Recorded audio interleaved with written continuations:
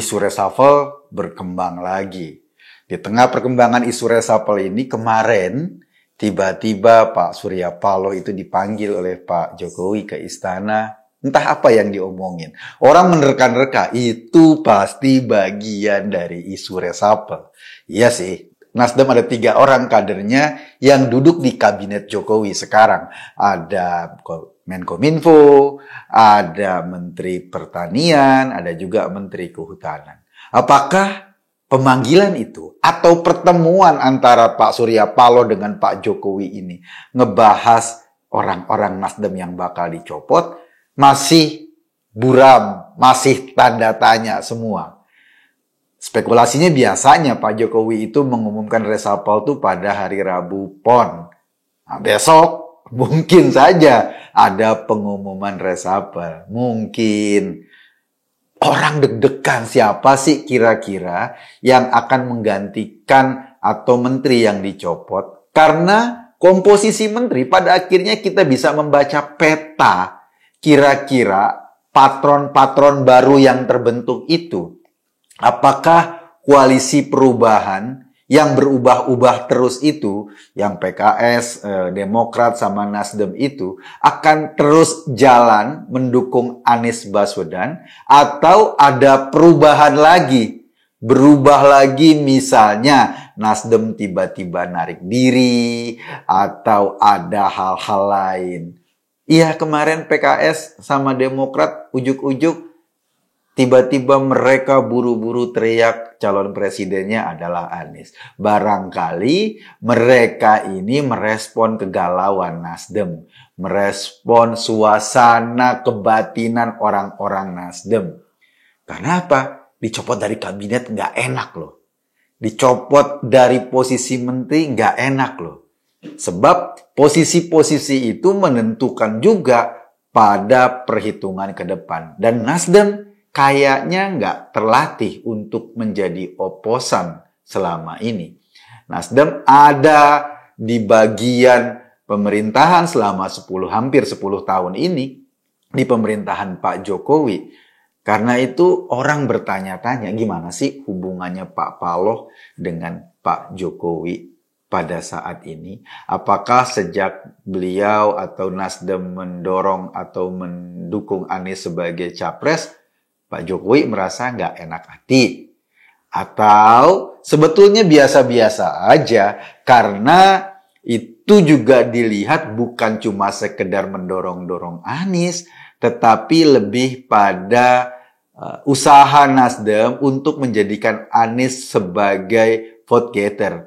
Orang yang bisa menarik suara agar suara partainya meningkat. Bagi partai politik, soal pemilu itu bukan cuma soal siapa capres, siapa cawapres. Bagi partai politik, soal pemilu itu lebih pada perhitungan apakah suara partainya meningkat atau berkurang ketika nanti di 2024. Persoalannya pemilu presiden dengan pemilu legislatif jalannya barengan. Jadi, siapa capres dan siapa cawapres ikut menentukan apakah suara partai meningkat atau menurun. Misal, Gerindra pasti akan terus mendorong Pak Prabowo maju. Kalaupun pada survei-survei belakangan ini, elektabilitas Pak Prabowo terus merosot. Ujung-ujungnya bukan soal Prabowo menang Pilpres atau enggak. Ujung-ujungnya adalah bagaimana mempertahankan suara legislatifnya Gerindra atau syukur-syukur menambah. Kalaupun Pak Prabowo kemudian tidak terpilih. Begitupun mungkin usaha Nasdem mendorong Anies. Ujung-ujungnya berharap bagaimana para pendukung-pendukung Anies ini bisa beralih perhatian sehingga dia juga menjadi pemilih Nasdem. Masalahnya, ini masalahnya. Karena Nasdem kan selama ini diasumsikan sebagai partai pendukung Pak Jokowi. Nasdem misalnya jelas-jelas ngomong dengan clear bahwa nanti kalau misalnya Anies terpilih jadi presiden, FPI sama HTI tetap sama-sama dibubarkan. Tetap nggak boleh lagi bangkit, itu kata Nasdem.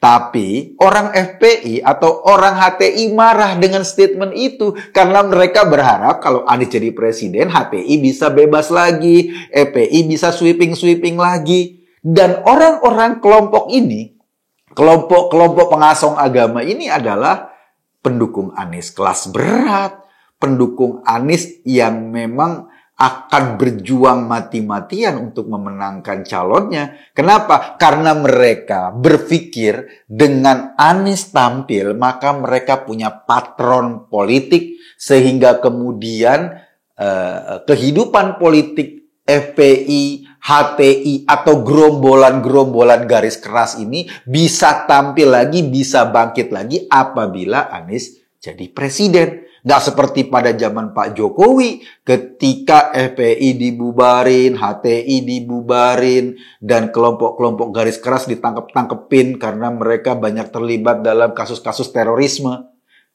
Orang-orang ini adalah pendukung Anies garis keras. Sementara Nasdem, pada dasarnya, mendukung Anies bagian dari permainan politik, tidak ideologis banget. Beda sama gerombolan-gerombolan HTI misalnya yang ideologis. Mereka mungkin menjadikan Anies sebagai patron politik untuk nanti mudah-mudahan dalam harapan mereka bisa menegakkan cita-cita politiknya, khilafah dan lain-lain.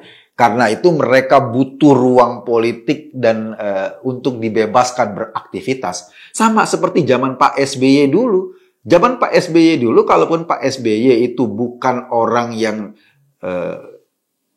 dikenal sebagai tokoh Islam atau tokoh agama, tapi kan Pak SBY memberikan ruang yang sebebas-bebasnya buat FPI untuk bergaya segaya-gayanya.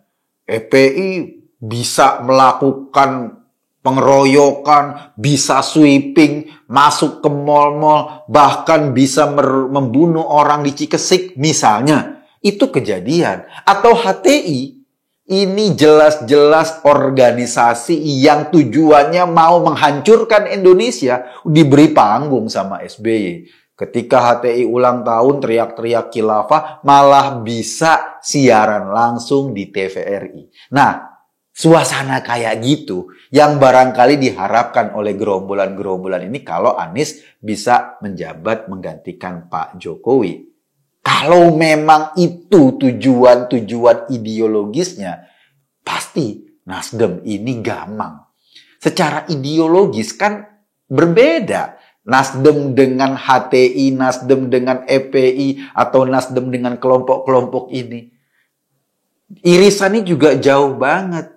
Sementara Demokrat, kalaupun dasarnya adalah partai nasionalis misalnya, tapi kan punya sejarah kedekatan juga. Ya, tadi gue ceritain, zamannya Pak SBY, ruang mereka itu sangat terbuka. Jadi kedekatannya sangat lekat. Apalagi PKS, lekat banget. Dekat banget dengan kelompok-kelompok ini. Jadi dalam konteks ini, mungkin secara ideologis Nasdem galau. Secara politik, maksudnya dalam rangka meningkatkan elektoral, dia juga galau. Galau kenapa? Karena ternyata pemilih-pemilih Anies Baswedan belum bisa lompat ke Nasdem. Belum bisa menjatuhkan pilihan ke Nasdem. Karena apa ya? Karena tadi kan masih ada perbedaan ideologis. Yang ketiga, dari posisi politik hari ini, ketika misalnya Nasdem memilih berseberangan atau memilih mendukung orang yang kerap kali diasumsikan berseberangan dengan Pak Jokowi, gimana posisi di kabinet itu? Apalagi kan kabinetnya Nasdem atau orang-orang Nasdem diisuin kan, Pak Joni Plate misalnya, itu ada sekarang sudah mulai dilacak-lacak KPK kasus bakti, kasus tower yang kemudian ada indikasi korupsi, ada adeknya menteri yang dapat fasilitas berangkat ke luar negeri, padahal posisinya nggak jelas apakah dia pejabat negara atau bukan. Nah, itu juga menjadi problem-problem serius yang kemudian menjadi perhitungan. Kalau hari ini Pak Surya Paloh atau kemarin Pak Surya Paloh ketemu Jokowi dalam suasana hati yang galau, dalam suasana hati yang agak sedikit melo dan bingung, wajar.